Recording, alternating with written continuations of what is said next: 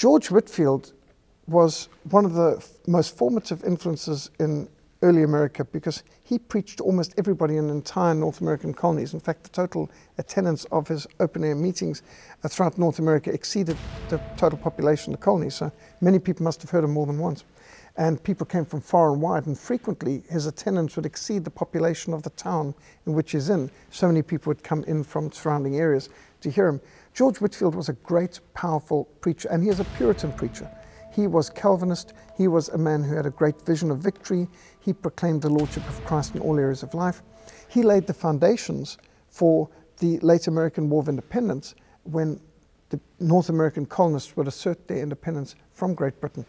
In large order due to the teachings and the principles and the Reformation doctrine proclaimed by George Whitefield. Interestingly enough, George Whitefield had a very close relationship with Benjamin Franklin, who was not known as a believer. Although George Whitefield was published frequently by Benjamin Franklin being, aside from being an inventor and many other things, he was also a publisher.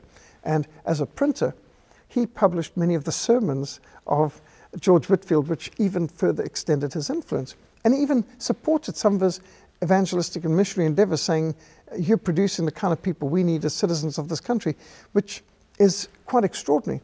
And then remember that when the Continental Congress was in great confusion and division, Benjamin Franklin, who wasn't known as a believer, he is more of a rationalist, he stood up and he suggested that they get to prayer, because this problem could not be solved in argument. And one wonders about the influence between George Whitefield, this fiery evangelist, and Benjamin Franklin, who really was on the other side when you think of it at that stage. In one sense, you could say a publicist needs news and characters to report on, and George Whitefield provided that.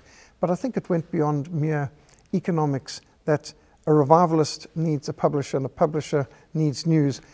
There was more than that, and you can see some of the results that even a Benjamin Franklin man of a personal faith in Christ, he accepted a lot of the biblical worldview, which you can see in many of the decisions of the Continental Congress.